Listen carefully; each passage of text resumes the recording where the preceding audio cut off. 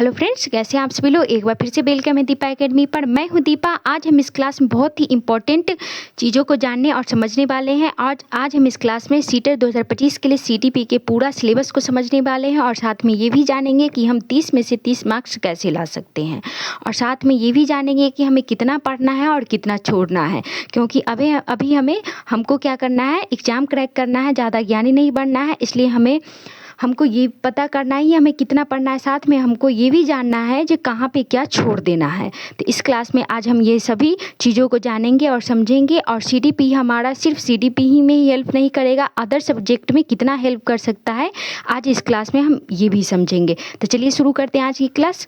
उससे पहले आप सभी लोग एक बार क्लास को शेयर कर दीजिए। जो भी इस चैनल पर पहली बार आए हो तो प्लीज़ चैनल को सब्सक्राइब कर लीजिएगा और बेल आइकन को दबा लीजिएगा ताकि नेक्स्ट क्लास की नोटिफिकेशन आपको समय पर मिल जाए। तो चलिए शुरू करते हैं आज की क्लास। आज हम सीटीपी सिलेबस को जानेंगे, पेपर 1 और पेपर 2 दोनों के बारे में समझेंगे। तो सीटीपी कितने मार्क्स का होता है, तो 30 मार्क्स का होता है। 30 क्वेश्चन होते हैं 30 नंबर का, ये सभी आप लोगों को पता ही है।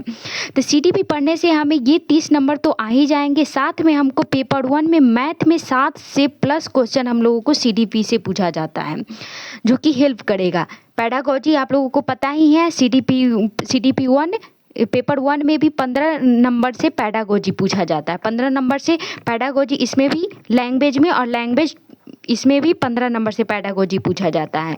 तो सीटीपी अगर हम पढ़ते हैं तो 30 नंबर हमारा सीटीपी तो क्लियर होगा ही, साथ में मैथ में 7 से प्लस क्वेश्चन हम लोग सीटीपी से ही सॉल्व कर सकते हैं। और ईवीएस में भी 8 प्लस क्वेश्चन हम लोगों को सीटीपी से ही पूछा जाता है। लैंग्वेज में, जो कि लैंग्वेज 1 और लैंग्वेज 2 होता है, पेपर 1 और पेपर 2 में दोनों में हम लोगों को 2 लैंग्वेज सेलेक्ट करना पड़ता है, लैंग्वेज 1 और लैंग्वेज 2, जिसमें से हम लोगों को 7 से प्लस क्वेश्चन हम लोगों को सीडीपी से ही कवर हो जाता है। 15 नंबर का हम लोगों को लैंग्वेज से पेडागोजी पूछा जाता है, जो कि अभी का लैंग्वेज में काफ़ी लैंग्वेज से रिलेटेड क्वेश्चन पूछा जाता है। पहले के क्वेश्चन में सीडीपी से ही रिलेटेड पूछा जाता था, लेकिन अब क्वेश्चन को लैंग्वेज चेंज कर दिया गया है, लैंग्वेज का क्वेश्चन लैंग्वेज से ही पूछा जाता है। फिर भी सीडीपी से हम लगभग 7 प्लस क्वेश्चन मैच कर ही जाता है। तो सीडीपी से आप लोगों को कितना फ़ायदा होने वाला है ये तो समझ में आ ही गया होगा। पेपर 1 में भी सेम ही है। सीटीपी अगर हम पढ़ते हैं तो 30 क्वेश्चन हमारा सॉल्व होगा ही, साथ में मैथ में अगर आप लोग साइंस लिए हुए हैं, एसएसटी में 8 प्लस हो सकता है, यहाँ पे ये गलत हो गया है।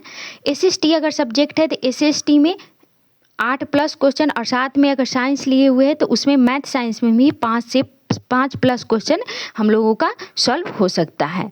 तो सीटीपी से ये इतने सारे क्वेश्चन, अगर हम सीटीपी को अच्छे से समझ कर पढ़ते हैं तो हमारा अदर सब्जेक्ट में भी फ़ायदा होने वाला है। तो आगे फिर समझते हैं। यहाँ पे है 15 नंबर पेडागोजी, यानी कि 15 नंबर लैंग्वेज में 15 नंबर पेडागोजी से होता है, जिसमें हम लोगों का 7 प्लस क्वेश्चन सीडीपी से ही सॉल्व हो सकता है। अब हम सीडीपी के सिलेबस को समझते हैं। तो यूनिट 1 जिसमें है चाइल्ड डेवलपमेंट, जो कि टोटल 15 मार्क्स से होते हैं। यूनिट 1 जिसमें चाइल्ड डेवलपमेंट होते हैं वो कितने मार्क्स से होते हैं, तो टोटल 15 मार्क्स से होते हैं, जिसमें पहला हमारा टॉपिक होता है ग्रोथ एंड डेवलपमेंट। क्या होता है? ग्रोथ एंड डेवलपमेंट, वृद्धि एवं विकास। इससे इम्पॉर्टेंट क्वेश्चन आते ही हैं, हर साल क्वेश्चन आते हैं, हर बार क्वेश्चन पूछा जाता है ग्रोथ एंड डेवलपमेंट से, वृद्धि एवं विकास से। और दूसरा टॉपिक हमारा हेरिडिटरी इन्वायरमेंट से, जिसमें आनुवंशिकता और पर्यावरण, इससे भी क्वेश्चन आते हैं। तो ग्रोथ एंड डेवलपमेंट और हेरिडिटरी इन्वायरमेंट, ये सब दोनों टॉपिक को अच्छे से पढ़ना है। अगला टॉपिक है हमारा समाजीकरण, इससे भी क्वेश्चन पूछे जाते हैं। उसके बाद है इंटेलिजेंस, यानी कि बुद्धि से भी क्वेश्चन हर बार सीडीपी में आते हैं। उसके बाद है थ्योरी, किसका पढ़ना है, तो जीन पियाजे का पढ़ना है, लॉरेंस का पढ़ना है, और उसके बाद कोहलबर्ग का है, और उसके बाद लेव वाइगोत्स्की का है। तो जीन पियाजे का संज्ञानात्मक विकास है, और उसके बाद लॉरेंस कोहलबर्ग, और उसके बाद लेव वाइगोत्स्की। इन सभी क्या करना है, मनोवैज्ञानिक का हम लोगों का थ्योरी पढ़ना है। नेक्स्ट टॉपिक है हमारा जेंडर, यानी कि लिंग, इससे भी क्वेश्चन पूछे ही जाते हैं। अगला है लैंग्वेज थॉट, भाषा और विचार, इससे भी क्वेश्चन पूछे जाते हैं। इसमें क्या है, विचार और भाषा, जिसमें जीन पियाजे ने किसको ऊपर रखा था, विचार को रखा था और भाषा को पीछे रखा था, इसलिए जीन पियाजे का आलोचना भी किया गया था। इसने ये भी बताया था जीन पियाजे ने कि जो 4 स्टेज से ही पूरा विश्व पूरे सार्वभौमिक बच्चे क्या करते हैं, इसी 4 स्टेज से होकर गुजरते हैं, इसके लिए भी उनको आलोचना का सामना करना पड़ा था। नेक्स्ट टॉपिक है भाषा और विचार हो गया। उसके बाद है इंडिविजुअल डिफरेंस से भी क्वेश्चन पूछे जाते हैं, जो कि क्या हो जाता है, वैकल्पिक विभिन्नता, व्यक्तित्व का विभिन्नता क्या होता है, हर व्यक्ति अलग अलग होता है। नेक्स्ट टॉपिक है असेसमेंट और इवैल्यूएशन। ये क्या हो जाता है, आकलन एवं मूल्यांकन, जो कि किसने दिया था, इवैल्यूएशन से क्या हो जाता है, CCE से आपका क्वेश्चन पूछा जाएगा। CCE जो कि क्या है, CBSE द्वारा लागू किया था सतत और व्यापक मूल्यांकन। असेसमेंट यानी आकलन होता है, आकलन किसके होता है, ब्लूम टेक्सोनोमी से पूछा जाता है। अब हम अगला टॉपिक देखते हैं, चाइल्ड सेंट्रेड यानी कि बाल केंद्रित एवं प्रगतिशील शिक्षा, प्रोग्रेसिव एजुकेशन। इसमें क्या होता है, यहाँ पे NEP 2020 में साफ लिखा गया है कि बाल केंद्रित शिक्षा को बढ़ावा देना है, टीचर सेंट्रेड नहीं, चाइल्ड सेंट्रेड शिक्षा पर बल देना है और प्रगतिशील शिक्षा करना है। तो ये भी टॉपिक है। हम नेक्स्ट देखते हैं यूनिट 2 में क्या पढ़ना होता है। यूनिट 2 में टॉपिक नहीं होता है, इसमें क्या होता है, इंक्लूसिव एजुकेशन होता है, यानी कि समावेशी शिक्षा।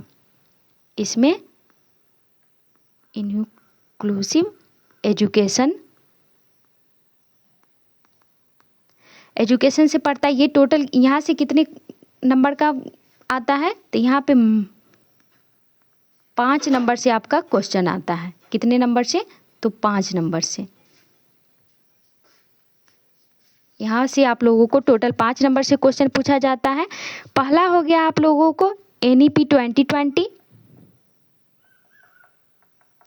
और दूसरा है RPWD एक्ट 2016। तो NEP 2020 क्या है, नई शिक्षा नीति है। इसको तो आप लोगों को पूरा पढ़ना है, वो भी पूरे डिटेल से पढ़ना है, क्योंकि इसमें से कहीं से भी आप लोगों को क्वेश्चन पूछा जा सकता है। और आप लोग अगर टीचर बनने वाले हैं तो NEP 2020 को जानना आप लोगों के लिए बहुत ही इम्पोर्टेंट है। और RPWD एक्ट 2016 क्या है, इसमें विकलांग बच्चों के बारे में पूरी उनकी जानकारी दी गई है, उनका पूरा अधिकार दिया गया है। RPWD का फुल फॉर्म होता है right of persons with डिसएबिलिटीज act 2016। तो ये भी आप लोगों को पूरा डिटेल से पढ़ना है, इसमें कोई भी टॉपिक आप लोगों को छोड़ना नहीं है। ये भी बहुत ही इम्पोर्टेंट है और ये भी बहुत ही इम्पोर्टेंट है। ये दोनों चीज़ आप लोगों को बहुत ही अच्छे और डिटेल से पढ़ना है। और तीसरा है NCF 2005। तो ये तो बहुत बड़ा है, तो ये तो डिटेल से नहीं पढ़ना है, इसका मेन टॉपिक आप लोगों को पढ़ना है। अब हम नेक्स्ट यूनिट की बात करते हैं, यूनिट नंबर 3 जो कि लास्ट है, CDP का यूनिट नंबर 3। तो इसमें बात कर लेते हैं क्या सब पढ़ना है। तो इसमें आप लोगों को पढ़ना है, इसमें हो जाता है लर्निंग एंड पेडागोजी। इससे आप लोगों को कितने नंबर के क्वेश्चन पूछा जाता है, तो इसमें लगभग 10 मार्क्स का क्वेश्चन आप लोगों से पूछा जाएगा। इसमें क्या रहता है, पहला तो टॉपिक हो गया आप लोगों का टीचिंग एंड लर्निंग, अधिगम और शिक्षण, अधिगम और शिक्षण।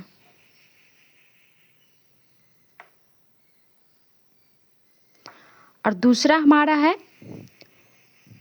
अधिगम, और क्या है ये लर्निंग और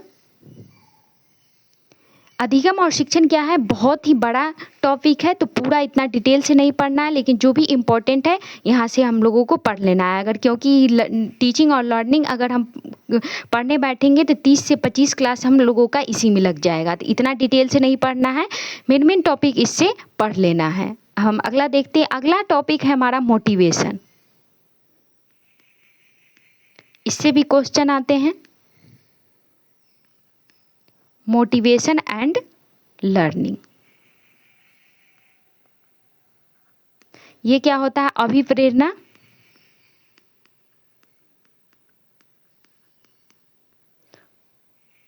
एंड अधिगम, ये भी इंपॉर्टेंट टॉपिक है, यहाँ से भी क्वेश्चन आते हैं। और लास्ट है हमारा कॉग्निशन एंड इमोशन। क्या है? संज्ञान एवं संवेग।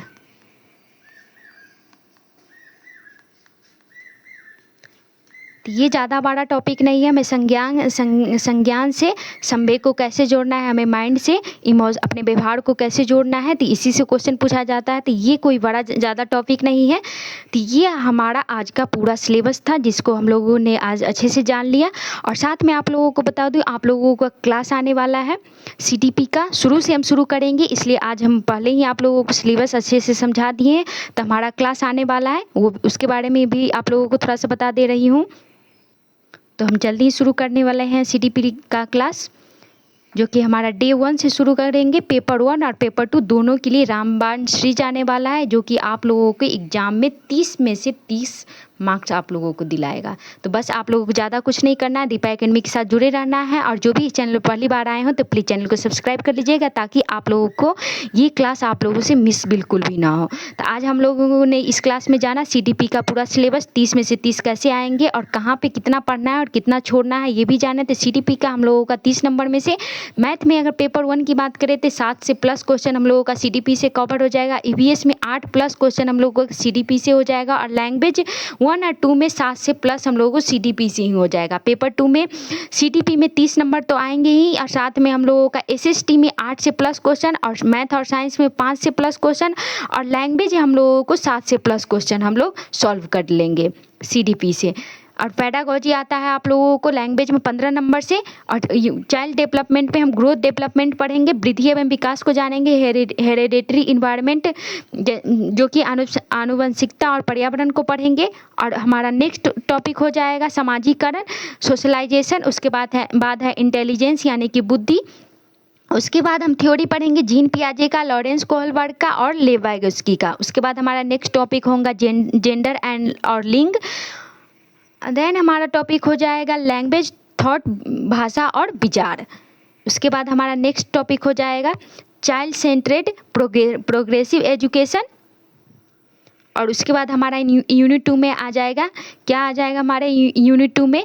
इंक्लूसिव एजुकेशन, जो कि हम समावेशी शिक्षा के बारे में पढ़ेंगे, जिसमें हम लोग। और उसके बाद हम पढ़ेंगे NEP 2020 को। उसके बाद हम पढ़ेंगे RPWD एक्ट 2016 को। और साथ में हम लोग पढ़ेंगे NCF 2005 को। यूनिट 3 में हम क्या पढ़ने वाले हैं? लर्निंग और पैडागोजी, जिसमें होता है, तो उसमें हम लोग पढ़ेंगे टीचिंग और लर्निंग को, अधिगम और शिक्षण को। और उसके बाद हम लोग पढ़ेंगे कॉग्निशन और इमोशन को। क्या पढ़ेंगे? मोटिवेशन, लर्निंग, अभिप्रेरणा, अधिगम, और उसके बाद कॉग्निशन और इमोशंस को, संज्ञान एवं संवेग को। तो ये सभी हम लोग आज अच्छे से समझ लिए हैं। और हमारा क्लास शुरू होने वाला है नेक्स्ट वीक से। तो आप लोग दीपा एकेडमी से जुड़े रहिए। तो आज के लिए बस इतना ही, मिलते हैं नेक्स्ट क्लास में। जय हिंद, जय भारत।